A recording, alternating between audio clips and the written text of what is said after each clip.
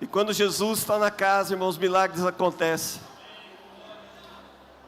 Oh, aleluia. Aleluia. Santo, santo, santo é o Senhor. Glória a Deus. Louvado seja o nome do Senhor. Santo, santo, santo. Glória a Deus. Cada dia que a gente sobe nesse altar, nós somos desafiados pelo Senhor a viver e receber uma palavra nova daquilo que Ele tem nas nossas vidas. E eu confesso que o Espírito Santo foi gerando essa palavra no meu entendimento, no meu espírito. E o título dessa mensagem é... O título da mensagem dessa noite é Aflição e Glória.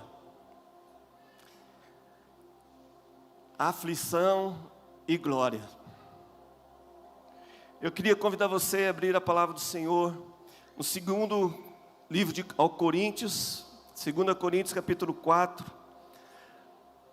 versículo 16 a 18. 2 Coríntios 4, 16 a 18.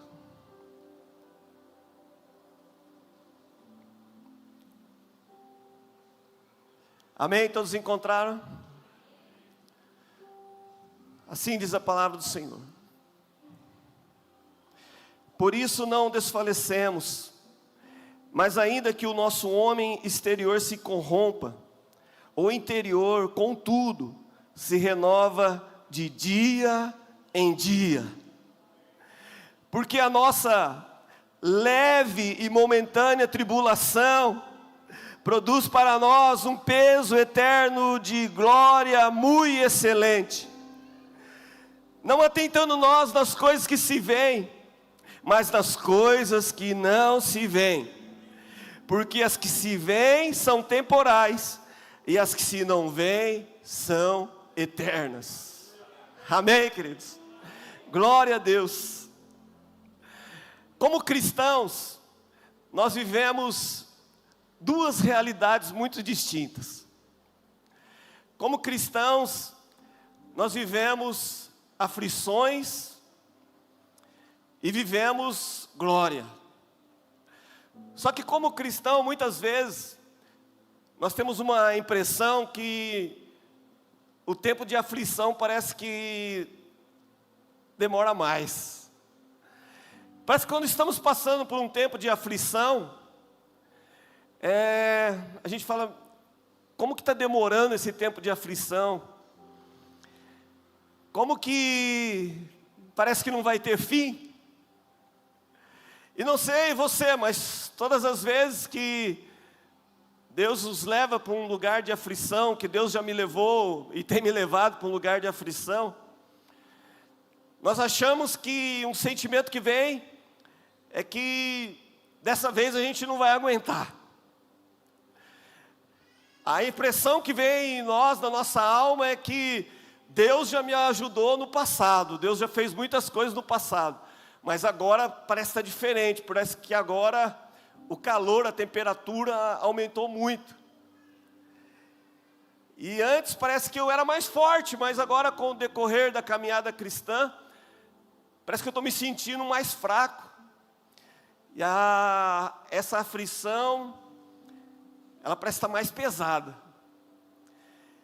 E a impressão que se tem na alma é que a gente não vai conseguir sair dessa.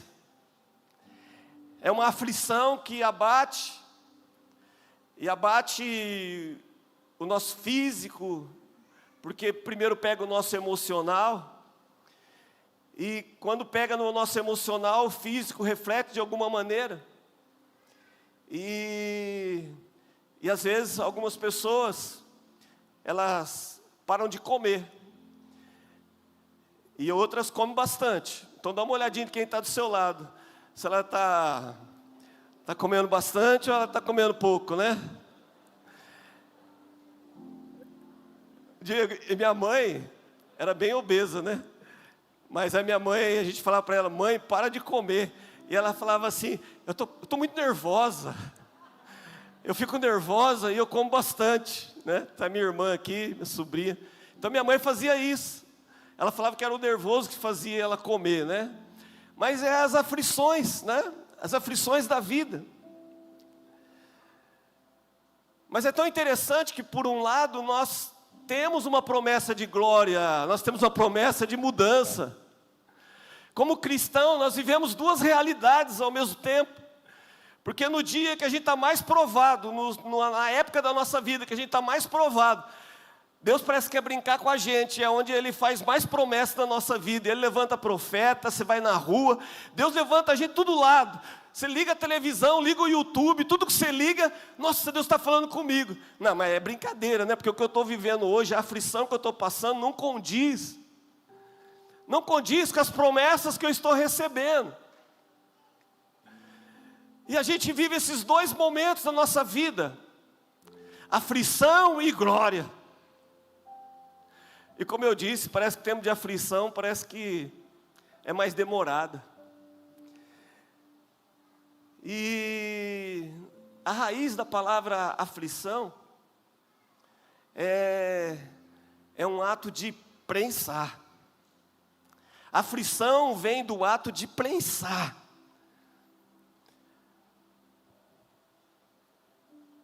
Sabe uma uva, quando ela é prensada para virar um suco, um vinho, ela passa por um processo de prensagem. Sabe a azeitona, para fazer um azeite, ele passa por um processo de prensagem. E conforme vai prensando, quando passa a primeira prensa, talvez a azeitona pense assim, o pior já passou. Mas o ato de prensar requer mais uma prensadinha. E aí quando você acha que, agora não tem mais o que espremer aqui. É um engano. Quando eu achei que não tinha mais o que espremer, era só o começo. E nós sabemos que os melhores azeites não são aqueles que saem na primeira prensa. É aqueles que passam por vários processos de prensagem. Então, a aflição tem a ver com o ato da prensa. Sofrer pressão. E para nós cristãos, está muito ligado à palavra grega aflição, está muito ligado também com dilemas. E eu creio que nessa noite eu e juntamente tem várias pessoas aqui que estão vivendo alguns dilemas na vida.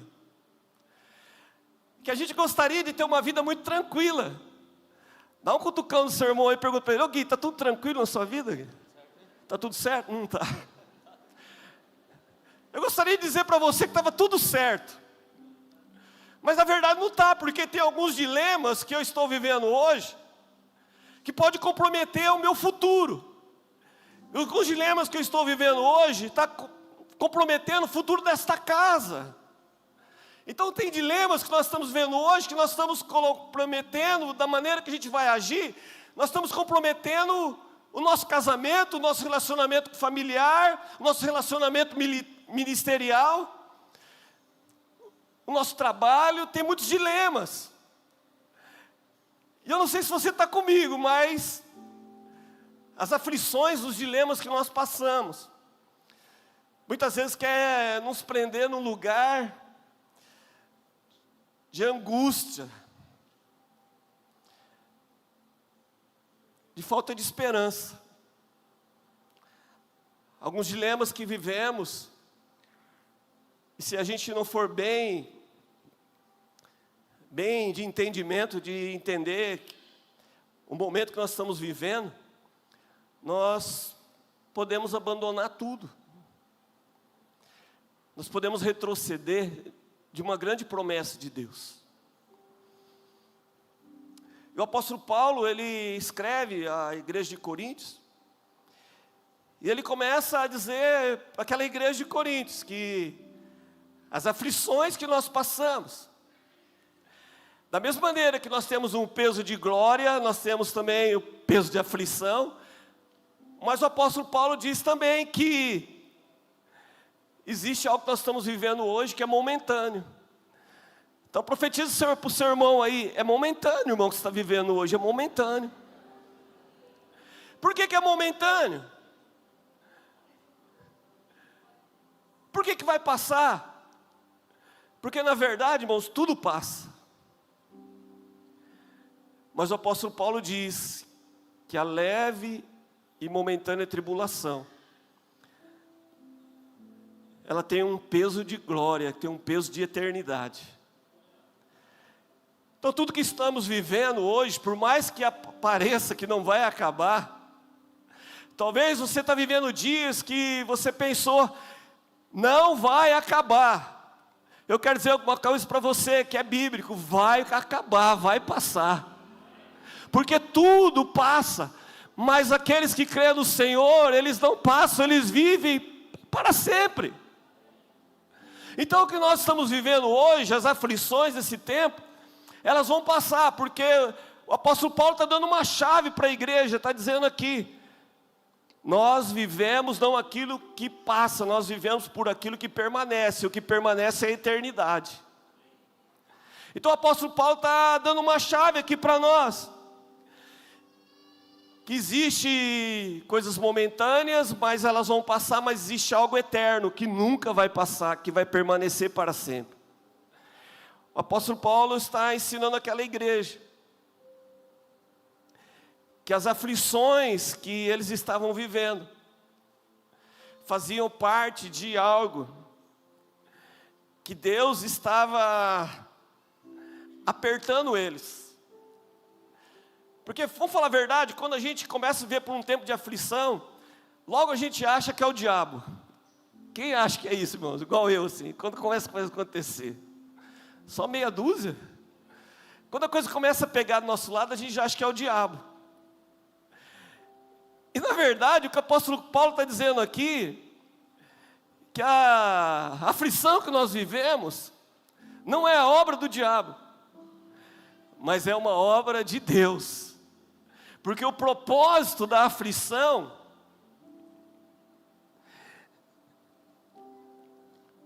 é fazer a gente se desligar das coisas que são temporais e começar a olhar para as coisas que são eternas. Então quando a gente está sendo afligido, é só Deus chamando a nossa atenção e dizendo assim para mim e para você, ei, primeiro, que vai passar. Segundo, é para você parar de ficar colocando o olho seu nas coisas aqui da terra, e você começar a colocar os olhos naquilo que é eterno. Porque nós como igreja, nós recebemos um peso de glória, uma palavra de glória.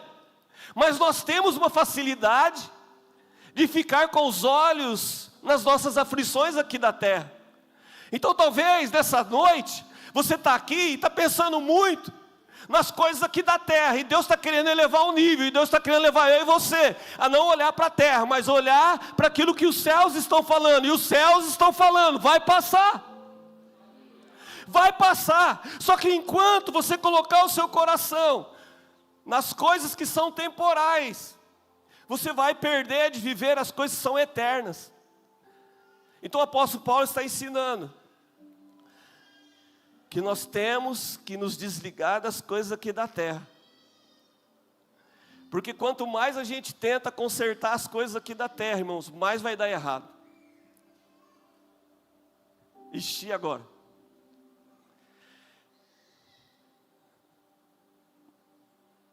Mulheres, quanto mais você querer consertar o seu marido, dá uma olhadinha para o seu marido, olha para mim, pastor. Quanto mais você querer consertar o seu marido, e o marido a esposa,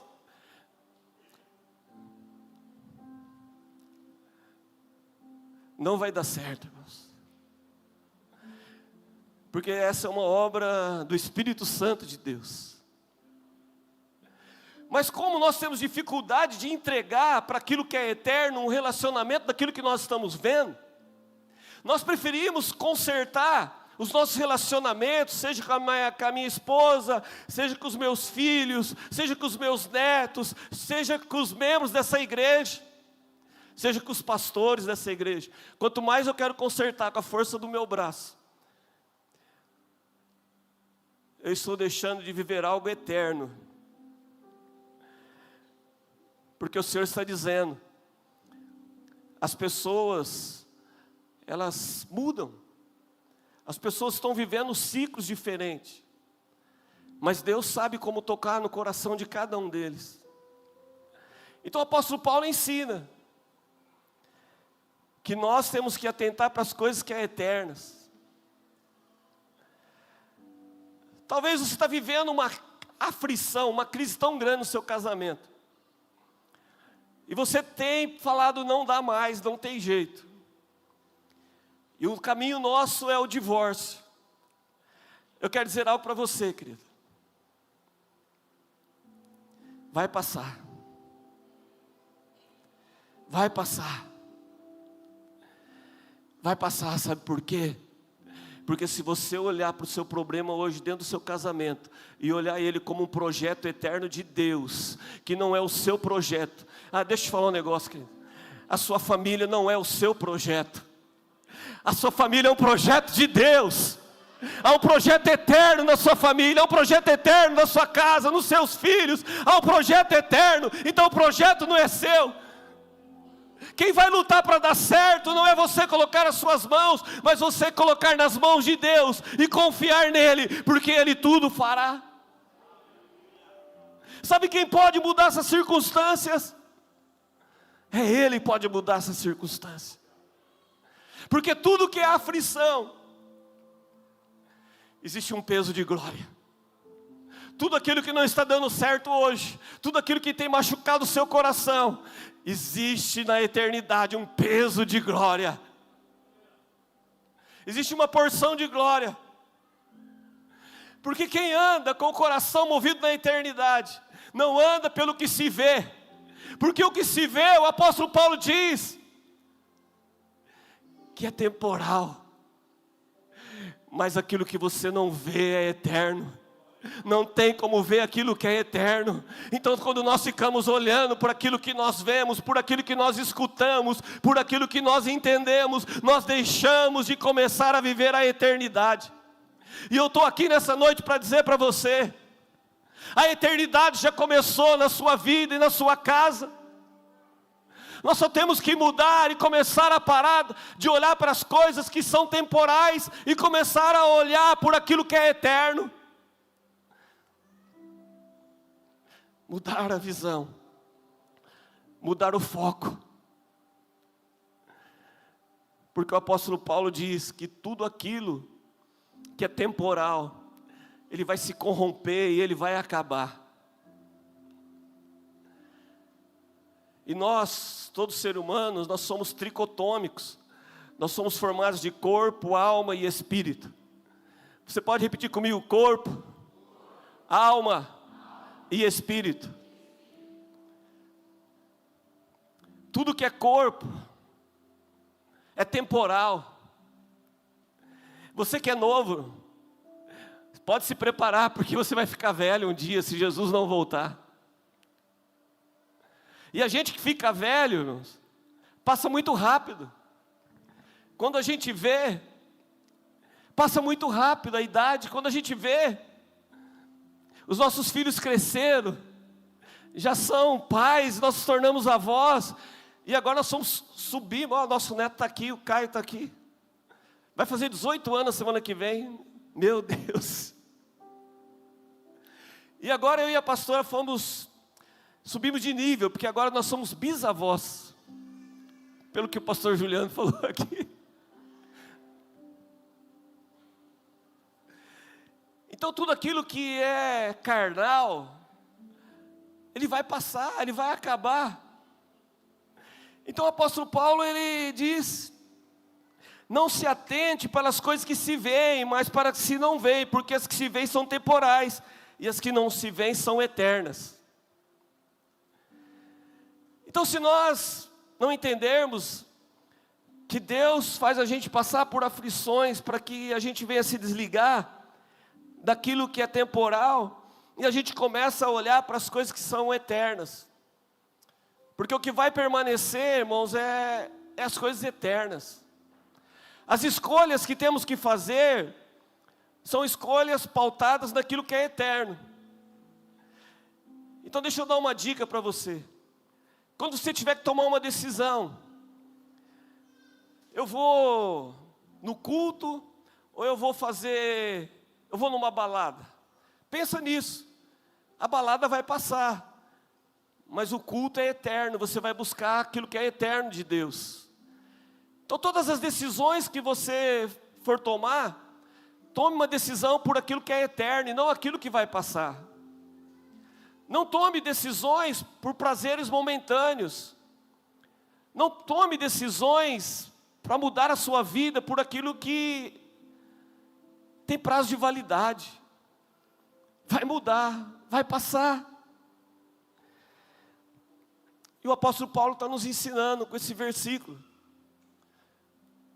que durante esse dilema daquilo que é aflição e daquilo que é glória, nós temos que andar por aquilo que é eterno, andar por aquilo que realmente importa, andar por aquilo que realmente vai transformar a nossa história, a nossa vida. O apóstolo Paulo diz isso.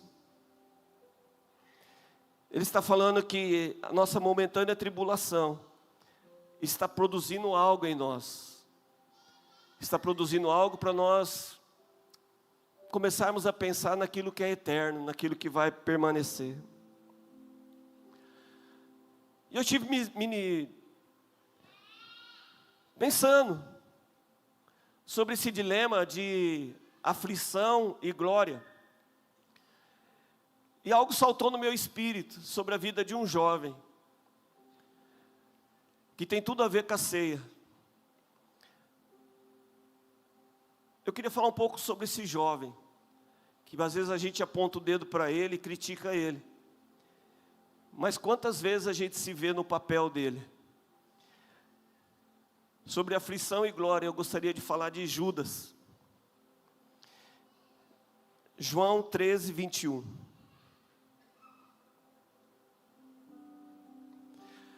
Um jovem que ele estava diante de um dilema.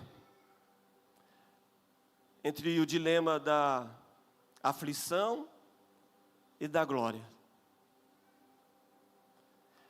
E aonde Judas colocou os olhos.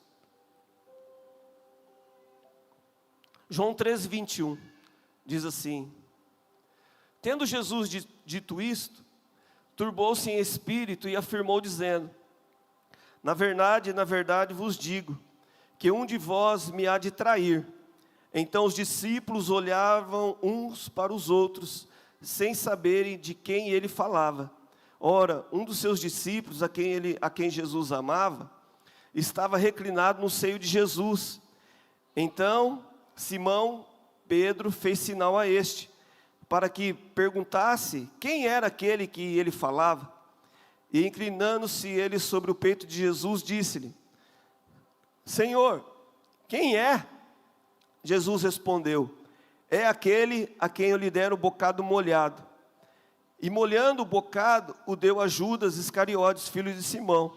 E após o bocado entrou nele Satanás, e disse, pois Jesus: o que fazes, faze-o depressa.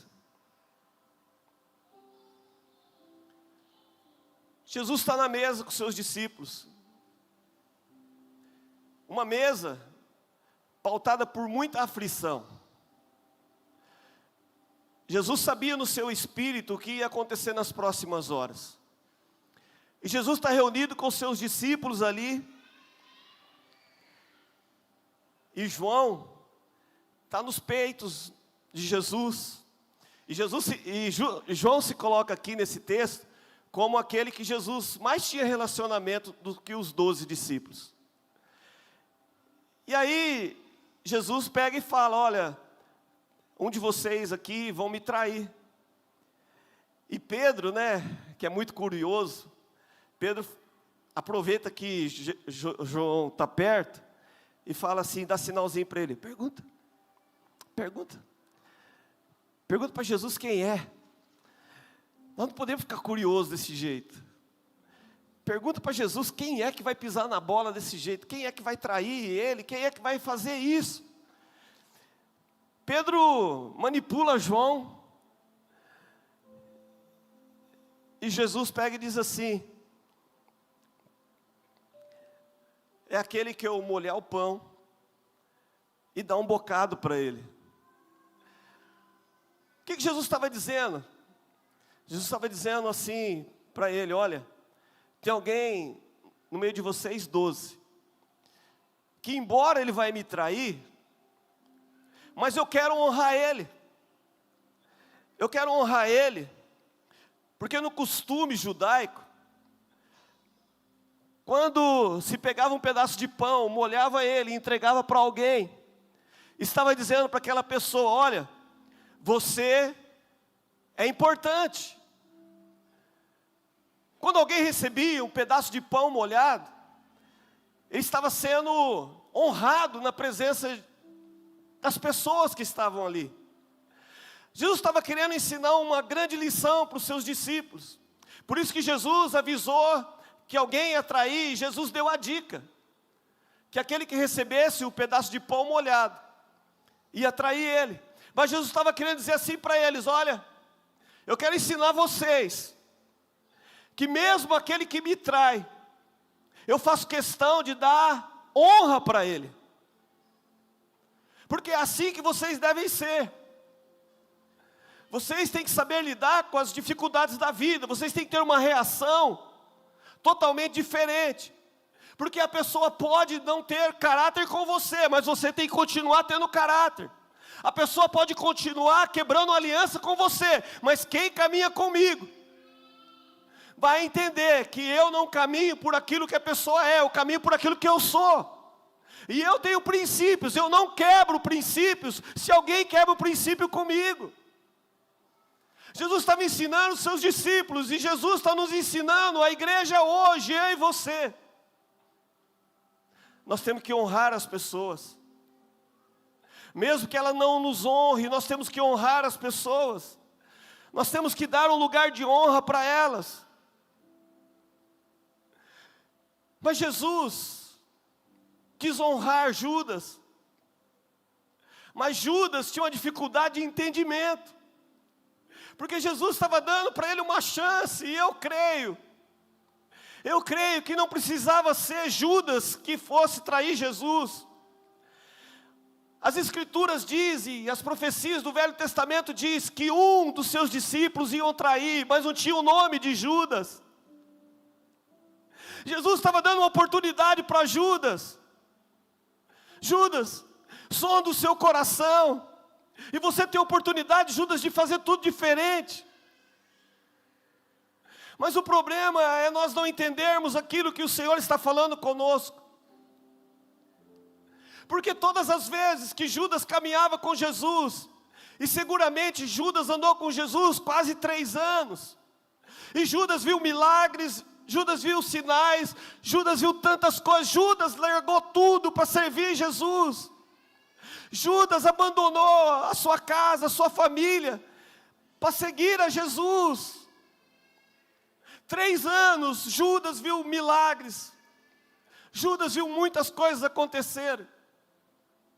Mas o problema é que mesmo Judas andando com Jesus, tudo que Jesus fazia, Judas não entendia, e por não entender, Judas não celebrava aquilo que Jesus estava fazendo. Então você vai lembrar de uma certa feita, aonde uma mulher quebra um vaso de alabastro. Eu li essa passagem hoje de manhã aqui na hora da oferta. Quando Judas vê aquilo, ele calcula o valor que era aquele óleo, aquele perfume. Judas não celebrou aquilo que a mulher estava fazendo. Pelo contrário, Judas começou a questionar o que estava acontecendo na casa. E quando as pessoas questionam o que Deus está fazendo, elas começam a murmurar. E se elas murmuram, elas não celebram.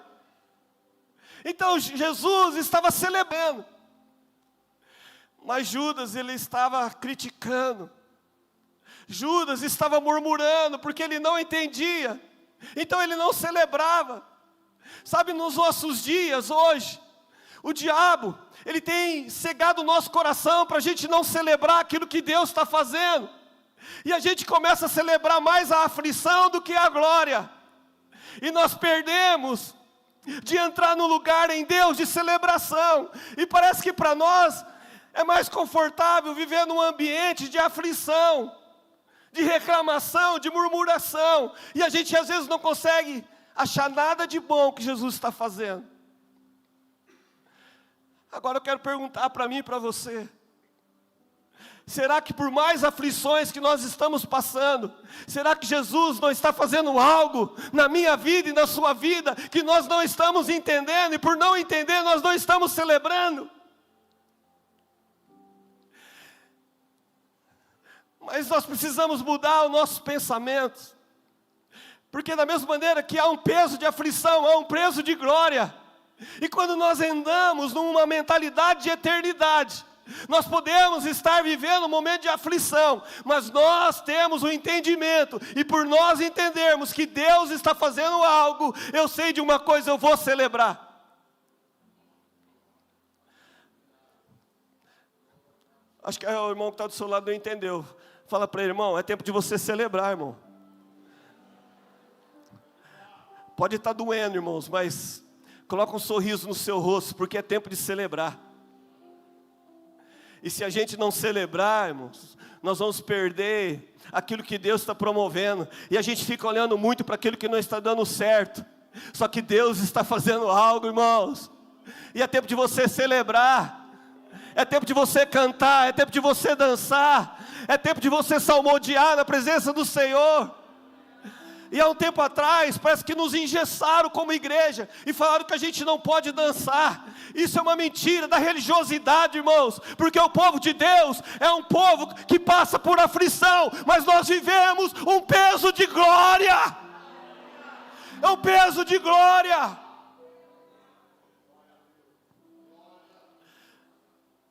Jesus estava falando dos seus discípulos, e olha que os seus discípulos, eles iam ser mortos, iam ser cortados no meio, eles iam ser crucificados de cabeça para baixo, iam ser degolados, mas Jesus estava dizendo para eles assim: ei, tem de bom ânimo, porque eu venci o mundo e vocês também vão vencer.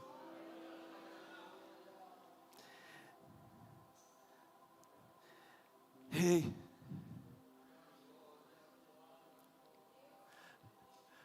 no fim você pode morrer. Se a gente não fosse arrebatado, irmãos, e eu creio em nome de Jesus, vai ser tudo junto arrebatado, glória. Mas se a gente não for arrebatado, irmãos, nós vamos morrer. Mas se a minha mentalidade está na eternidade, está tudo bem, irmãos. Está tudo bem, você pode chorar de saudade. E aquele pastor chato não está mais aqui, ele foi embora, oh glória. Mas não chora por causa disso.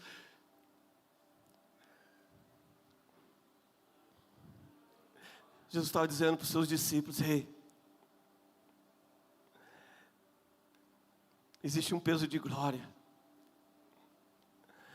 e nós temos que aprender a viver no tempo da aflição. Nós precisamos entrar no lugar de glória.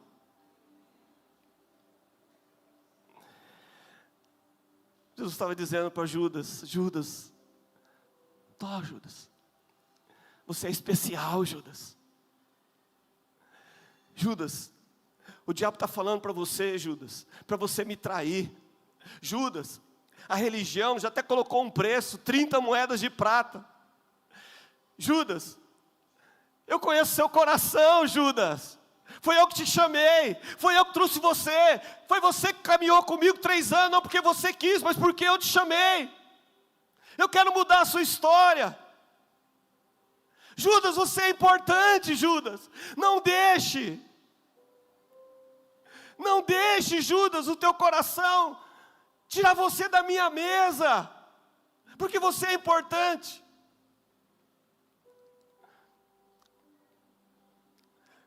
Dá um abraço ao seu irmão e diga para ele: você é importante. Você é importante. Você é importante. Judas, você é importante.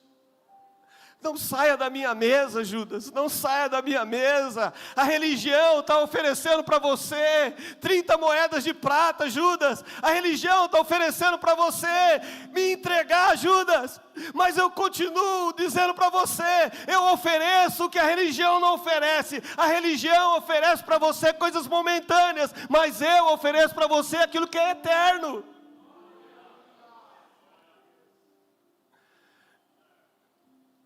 Mas Judas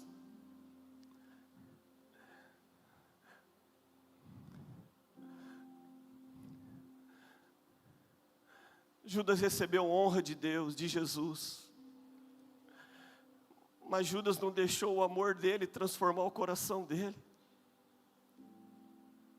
Ele recebeu o pão molhado, ele colocou na boca. Nossa, como eu estou sendo honrado por Jesus. Olha o que Jesus está fazendo na minha vida hoje. Olha o que eu estou vivendo hoje.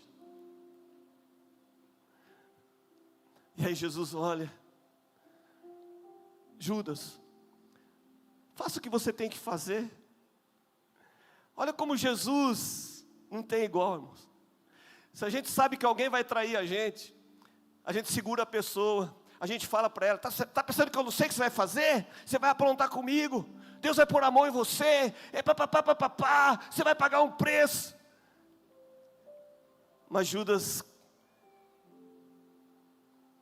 não entendeu o amor que podia transformar a vida dele.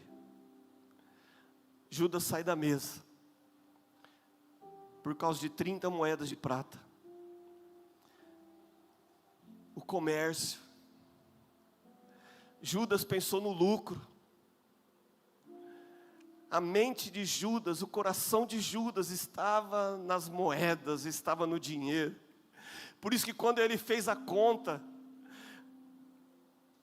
do vaso de alabastro, ele já pensou no valor, ele não pensou na honra, ele não pensou na preparação do corpo de Jesus, ele só pensou em dinheiro, ele pensava no comércio, ele pensava o quanto ele ia ganhar, ele pensava no que poderia fazer, mas ele nunca se entregou realmente ao amor de Jesus. E nesse tempo, Jesus está falando comigo, com você: para de ver o que o comércio, o que o dinheiro, o que o mundo pode te oferecer, e olha para o propósito eterno que eu tenho na sua vida.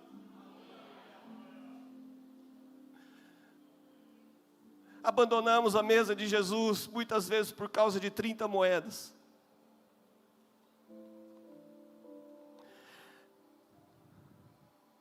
E Jesus fala em Mateus 18:11, porque o Filho do Homem veio salvar o que se tinha perdido. E Jesus se apresenta para ele e diz: Judas, eu acredito tanto em você. Você tem o livre-arbítrio de fazer o que você quer.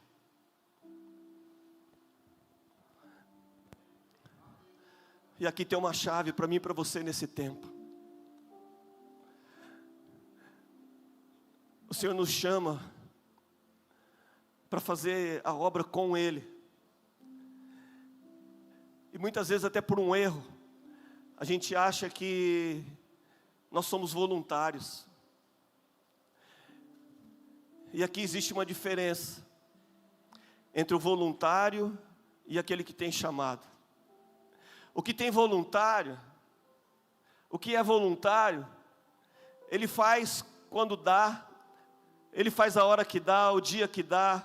O voluntário, quando ele é contrariado, ele abandona a mesa. O voluntário, ele não se compromete com o chamado que Deus tem, então ele é voluntário.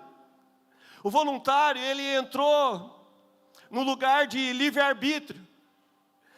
Mas quem é discípulo de Jesus, quando ouve de Jesus falando, vai e faz o que tem que fazer, ele já pergunta: como assim? Eu não sou mais livre, eu sou escravo do Senhor, eu não tenho mais livre-arbítrio, agora o meu viver é Cristo, o morrer é Cristo, eu ando pelo propósito, eu ando pelo chamado. Pode estar tudo dando errado, eu posso estar passando por aflição, mas o meu chamado é da eternidade. Eu não trabalho para uma comunidade, eu não trabalho para um pastor, eu não trabalho para uma denominação, eu trabalho por um chamado, eu trabalho por um propósito. E quem trabalha por um propósito não sai da mesa, não negocia valores, não negocia chamado. Ele sabe de uma coisa: estou passando por aflição, mas tem um peso de glória para ser derramado.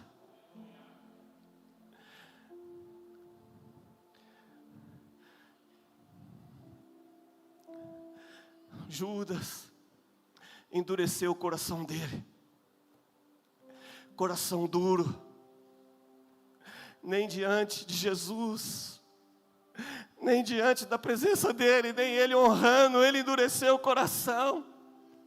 A palavra não entrava, a palavra batia e saía, a palavra batia e saía, batia e saía.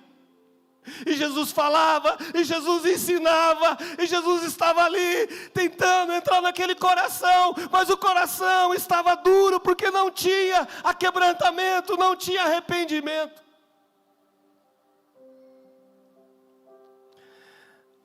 Arrependimento é um lugar que entramos, e muitas vezes a gente pode não entrar nesse lugar de arrependimento e endurecer o nosso coração. E conforme o coração é mais duro, o processo vai ser mais difícil. Hebreus capítulo 12, versículo 14, diz assim: segui a paz com todos e a santificação, sem a qual ninguém verá o Senhor, tendo cuidado de que ninguém se prive da graça de Deus, e de que nenhuma raiz de amargura, brotando, vos perturbe, e por ela muito se contamine. E ninguém seja fornicador ou profano como Esaú, que por um manjar vendeu o seu direito de primogenitura, porque bem sabeis que, querendo ele ainda depois de herdar a bênção, foi rejeitado, porque não achou lugar de arrependimento, ainda que com lágrimas o buscou. Olha que o escritor de Hebreus está dizendo, que o arrependimento é um lugar. E Esaú, ele chorava, porque ele estava passando por aflição, mas ele não conseguia entrar nesse lugar de arrependimento. E a Bíblia vai dizer aqui em Hebreus, que ele não encontrou lugar de arrependimento. A mesma coisa aconteceu com Judas. Judas fechou seu coração, e ele não achou um lugar de arrependimento, e ele abandonou a mesa do Senhor. Judas correu atrás da religião. Judas foi se esconder por uma proposta da religião. E agora eu quero ser bem profético aqui nessa noite. Tem muitas pessoas que estão sendo chamadas para Jesus, estão se escondendo atrás de uma religião, e a religião vai te oferecer valores que vão te levar para a morte. A religião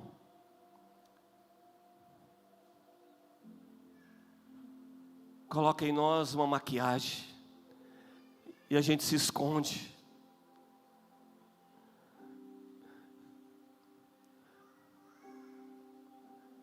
E muitas vezes o Senhor pergunta para a igreja, pergunta para mim: é só isso que você tem para me oferecer?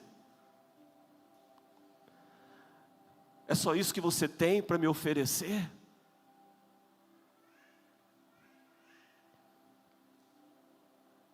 Jesus pergunta para mim e para você nessa noite: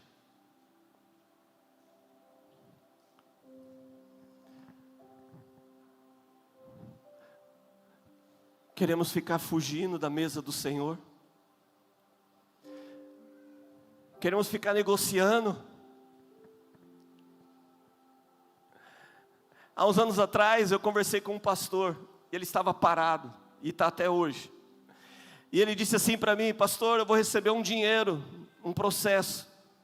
E quando eu receber esse dinheiro, o senhor vai ver, eu vou ser o braço direito do Senhor. Nós vamos fazer muita coisa nessa cidade, porque o valor que eu vou receber é um valor alto. Eu falei para ele: vamos começar agora? Não, mas agora não, eu só vou quando eu tiver recebido o dinheiro. Dá um cutucão no seu irmão aí, diga para ele: não negocie, irmão. Fala para ele: não fica esperando Deus te dar.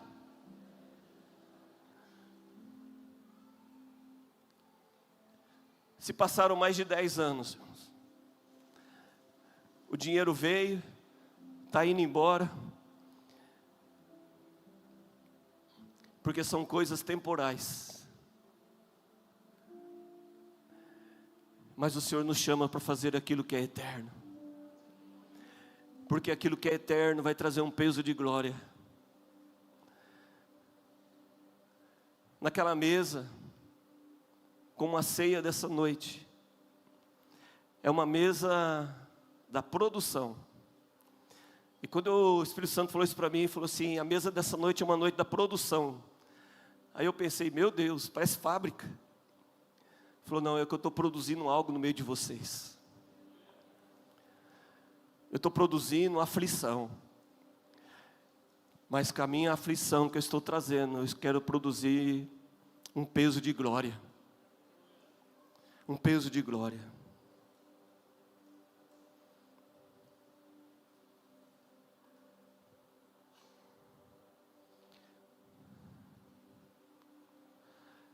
Não sei se você tem entendido o que o Espírito Santo tem falado comigo, com você, principalmente esse ano. Que o nível mudou.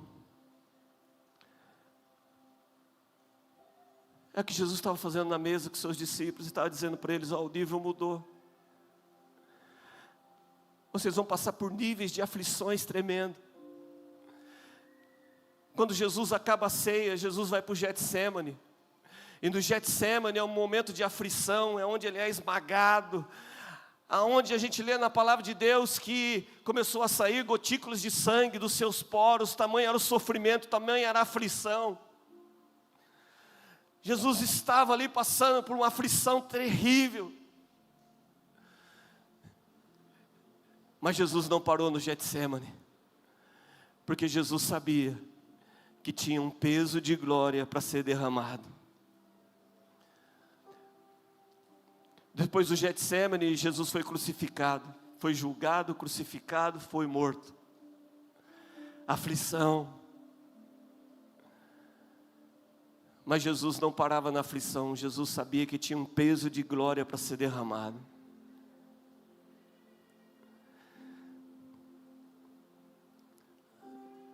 E os discípulos de Jesus começaram a sair.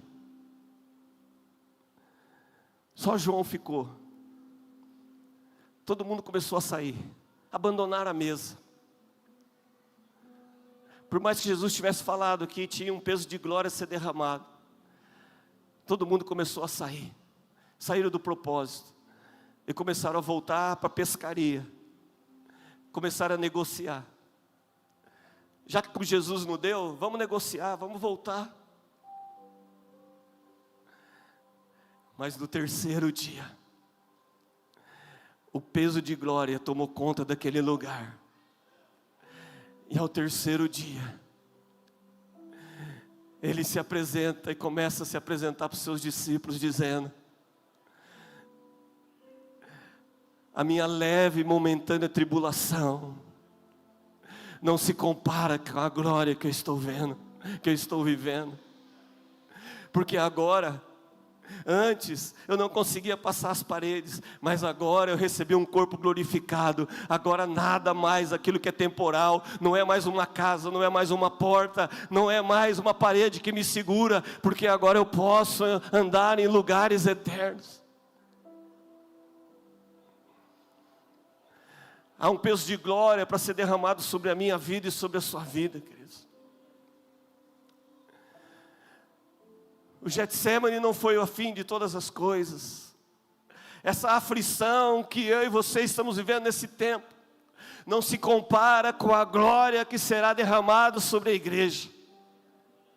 O que você está vivendo na sua família, no seu casamento, no seu relacionamento, não se compara com a glória que será derramada sobre a sua vida.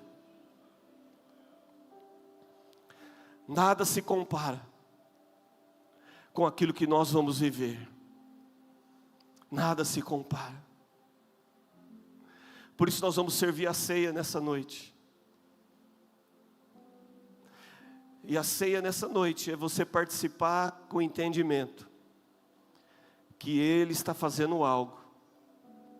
Ele está gerando algo no meu e no seu coração, que a gente pode não estar entendendo, mas Ele está produzindo algo.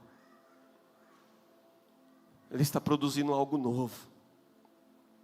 Ele quer que a gente olhe com o olhar da eternidade. Eu queria convidar você a fechar os seus olhos.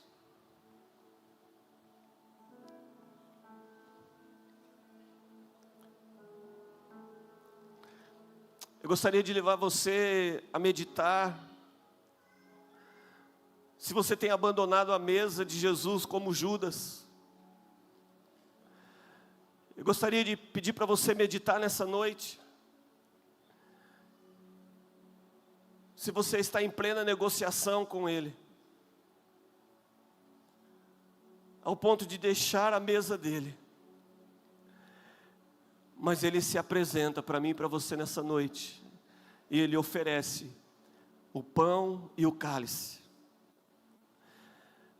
E Ele não oferece o pão e o cálice por aqueles que merecem, Ele oferece o pão e o cálice por aqueles que precisam dEle. Eu creio piamente que naquela noite, Judas poderia quebrantar o seu coração e dizer: eu estava indo por um caminho da religião, de te vender, de te negociar, de te trocar. Mas Jesus,